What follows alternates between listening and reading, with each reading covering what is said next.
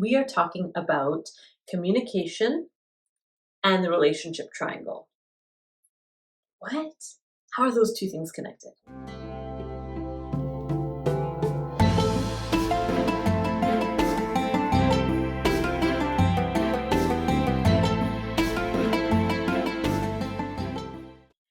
Hi, and welcome to Therapist Thursdays. Today we are talking about the triangle model and communication.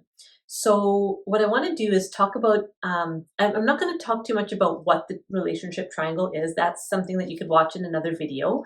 There's a few on this channel that explain it, but I'll just talk about it at high level and what happens at each stage of the relationship triangle in the context of communication.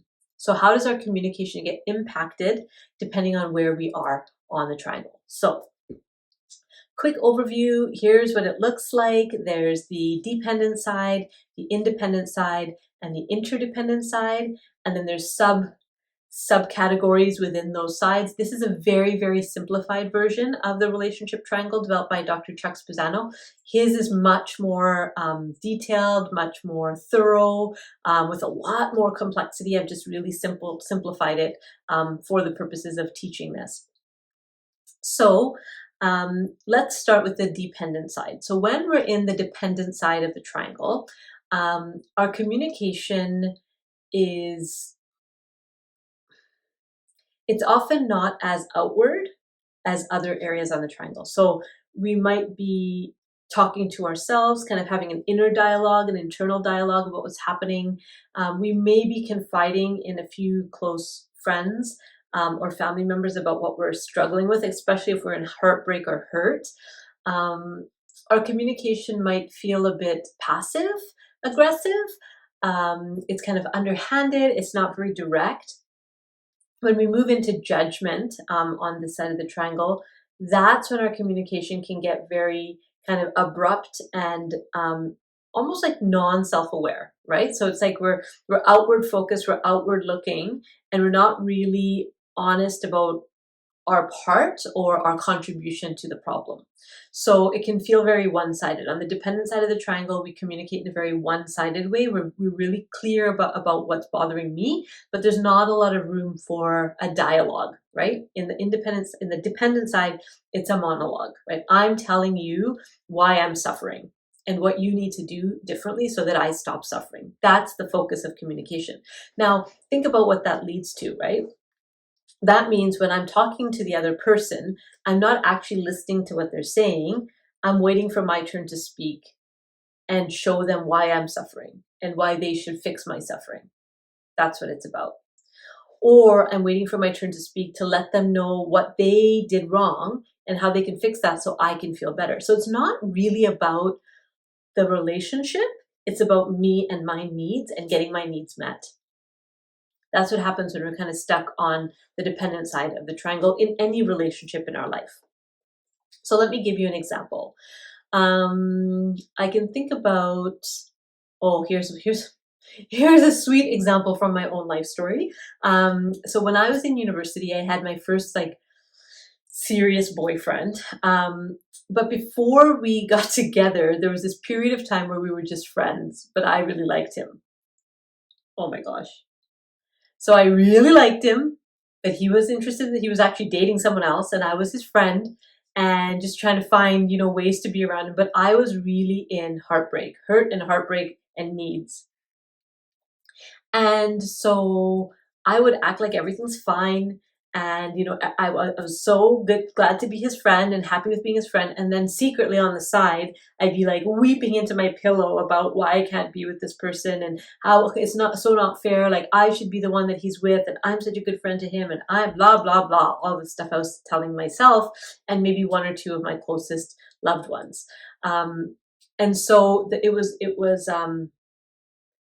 kind of like two-faced in a way, right? On the one hand, I was showing him that I was fine, everything was fine, because I didn't want him to know the depth of my pain and my heartbreak.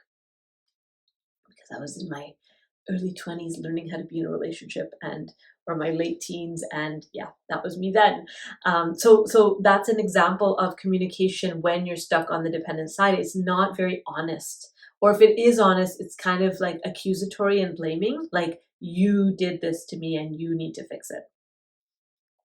When we flip over to the independent side of the triangle, now communication can sometimes get a bit abrupt and a bit, what's the word? Almost like accusatory at times, right? So when we start moving into control and demands, our communication style can get a bit like it's actually kind of closed-hearted, right?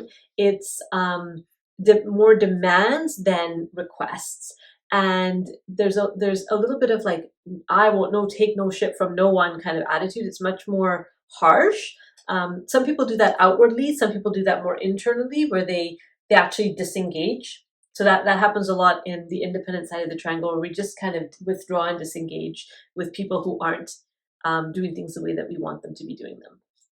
So in that sense, communication can become a bit of a monologue on the independent side as well, whether internally, right? I'm telling myself a story about how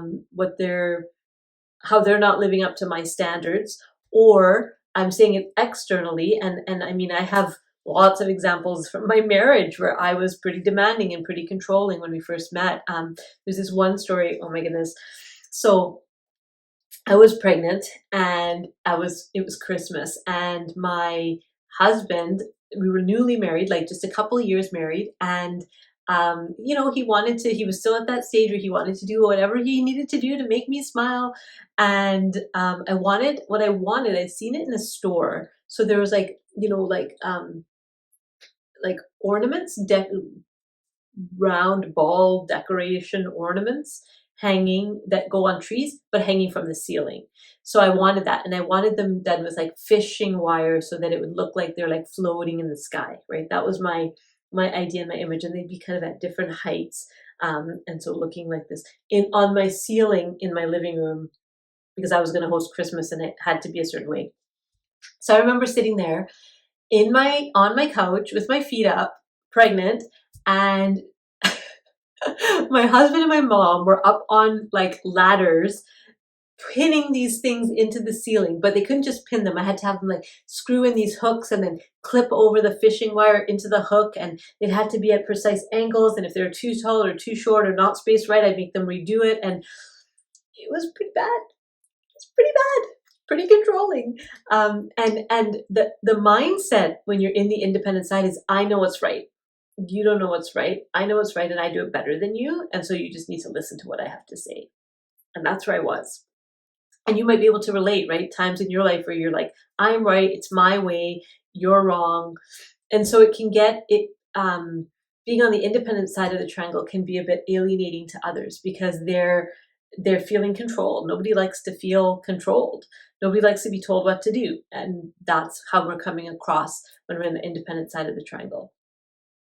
When we move to the interdependent side of the triangle, communication changes a little bit, because now instead of looking up at people and being like, oh, I wish they could only do things, I could only have what I wanted, or looking down at people saying they don't do what I want, now we're looking across, right? So this is where dialogue actually starts, where you're interested in what the other person has to say. There's a partnership, there's a friendship, there's that sameness that you see in the other. In the first two, independence and independence, it's really a monologue, whether verbally, outwardly, or internally, there's a monologue happening. It's only when we get to interdependence that we can actually start having a two-way conversation where I'm actually genuinely interested and willing to be influenced and willing to be persuaded by the other person. I don't have to have it my way. So, and then there comes a point in the interdependence piece where we enter into mastery, where communication just feels effortless, right? We're able to understand nuance. We're able to see beyond the words. We're able to notice, the bigger picture of what's happening. And so we're not just communicating with our language, we're communicating with our very presence, right? How we show up says something about who we are and what we stand for and what we value. And that is clearly shown to other people. We're getting more congruent, right? It's not just an internal monologue and then a different external monologue. It's all congruent. So that's how communication fits with the relationship triangle. So if you're interested in the relationship triangle, like I said, there's more information on this channel about that. So look around. And if you like the video, pass it along or like and subscribe, and we'll see you next time. Bye.